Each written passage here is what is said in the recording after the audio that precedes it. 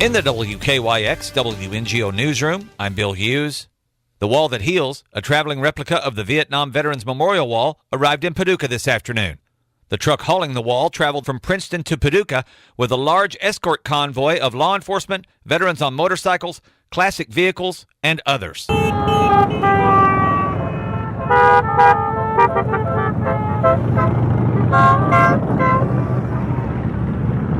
Folks who wanted to witness it arrive stood along the streets and roads in the area, some waving flags, some taking pictures or video, and some simply showing respect to the memorial and the men and women it honors. The truck arrived at Paducah's Carson Park about 2:45 p.m. Workers will set up the Wall That Heals so that it will be ready for an opening ceremony Thursday at 6 p.m. The display will be open around the clock until Sunday at 2:30 p.m. See videos of the arrival along with information about the wall and some special events in our story at westkentuckystar.com. In the WKYX WNGO newsroom, I'm Bill Hughes. The weather is our top story today. A winter storm warning continues until about 9 p.m. tonight. Heavy mixed precipitation has happened all through the day. Right now it's mainly snow, with forecasts saying precipitation should end within about the next hour. You can plan on difficult travel conditions into the night. Strong winds are still gusting, so be prepared for significant reductions in visibility if snow is blowing or even drifting. Be careful, plan ahead, and stay alert if you have to get out and drive. We have several stories related to the weather and traffic. The Brookport Bridge between Paducah and Brookport that carries U.S. Highway 45 is closed due to icing on the deck. That's been closed most of the day. And also, U.S. Highway 62 and Kentucky Highway 286 are both closed in an area called Milan Station near the McCracken-Ballard County line. This is because a semi-tanker truck has overturned and is leaking acid. And, JP, you've got more on that situation. Absolutely. Right now, Bill, there were 5 semis in the ditch, reported to have gone into the ditch between Ballard County from Wycliffe all the way up to McCracken County and Kentucky 286. And emergency management reported that, and they've shut that down. And with that acid situation with the semi, that's very serious. You've got a pretty wide area there right now that it's affecting in traffic. Plus, you've got a lot of vehicles in ditches, more vehicles in ditches than we can name locations and report to you. Even a plow truck has overturned on Alvin Barkley Drive in Paducah.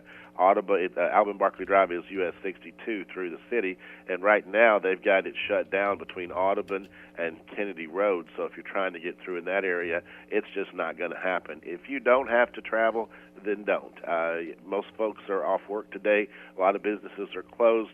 Trying to get out on the roadways, it's not a good idea. Even four-wheel drives and big, heavy equipment, as you can see, like snowplows, are ending up in ditches.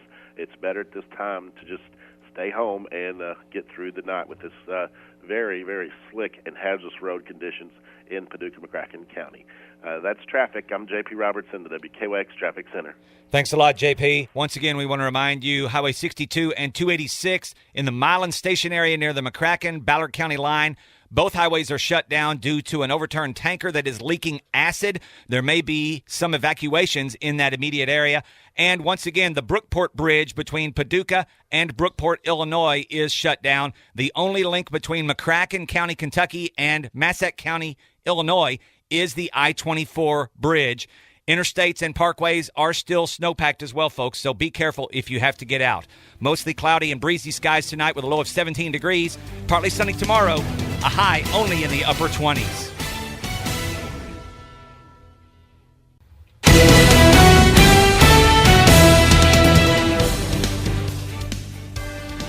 In the WKYX WNGO newsroom, I'm Bill Hughes. An inmate at the McCracken County Regional Jail has died. According to Kentucky State Police, 33-year-old Joshua Fuson of Paducah was transported from the McCracken County Regional Jail to a local hospital on Sunday after he became unresponsive. Police said Fuson died at the hospital on Tuesday at around 3:20 p.m. An autopsy will be conducted today at the State Medical Examiner's Office in Madisonville. I'm Tim Brockwell. When contacted this afternoon about the autopsy results, McCracken County Coroner Dan Sims told West Kentucky Star he's recused himself from the case after accusations on social media that his investigation could be biased.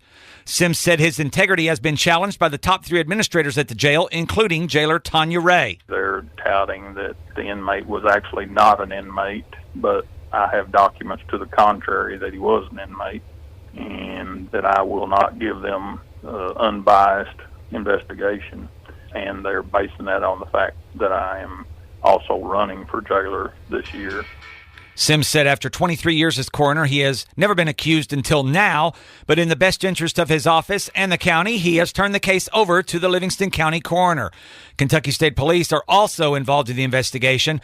Results of the autopsy have not yet been released to the Livingston County coroner, Jeff Armstrong. The National Weather Service in Paducah has issued a flood watch through tomorrow evening for parts of western Kentucky, including Caldwell, Callaway, Christian, Fulton, Graves, Hickman, Hopkins, Lyon, Marshall, and Trigg counties. 2 to 3 inches of rain could fall across that watch area, with higher amounts possible in some places. Rain falling on saturated soil will increase the risk of flooding in naturally flood-prone areas such as creeks and streams, and also low-lying roads. Speaking of roads, let's check in with J.P. Roberts in our traffic center.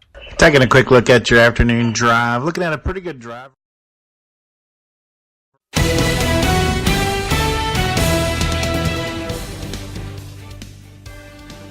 In the WKYX, WNGO newsroom, I'm Bill Hughes.